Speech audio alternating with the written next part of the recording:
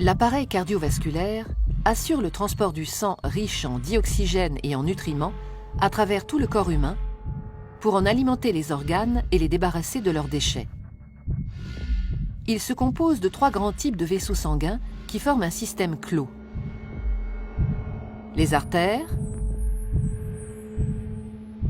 les veines et les capillaires. Ces 3 types de vaisseaux composent un ensemble de 100 000 km de long à travers tout le corps.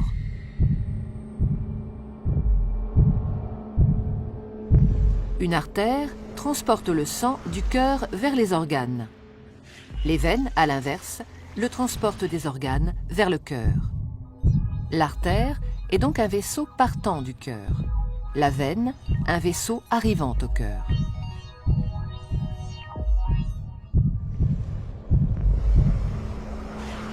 Tous les organes sont richement irrigués, c'est-à-dire qu'une multitude de petits vaisseaux sanguins les parcourent. Ce sont les capillaires.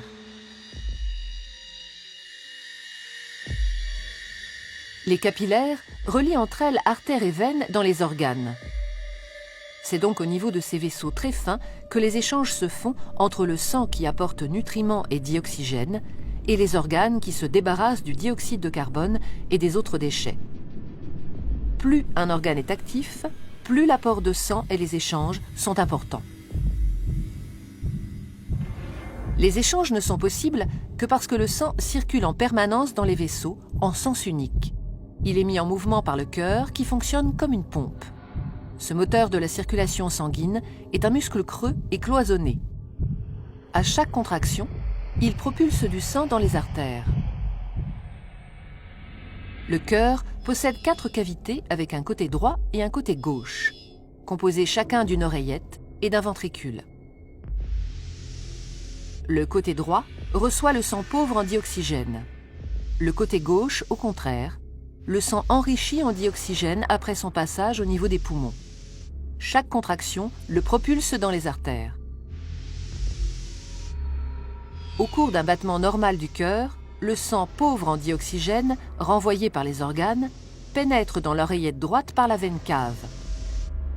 La contraction de l'oreillette droite le fait passer dans le ventricule droit, qui, en se rétractant à son tour, l'expédie dans les poumons par l'artère pulmonaire. Après son passage dans les capillaires des alvéoles pulmonaires, le sang est enrichi en dioxygène et débarrassé de son dioxyde de carbone. Il revient alors dans l'oreillette gauche par les veines pulmonaires. La contraction de l'oreillette gauche le pousse dans le ventricule gauche, qui le propulse lui-même dans l'aorte pour être distribué dans les artères de l'ensemble du corps.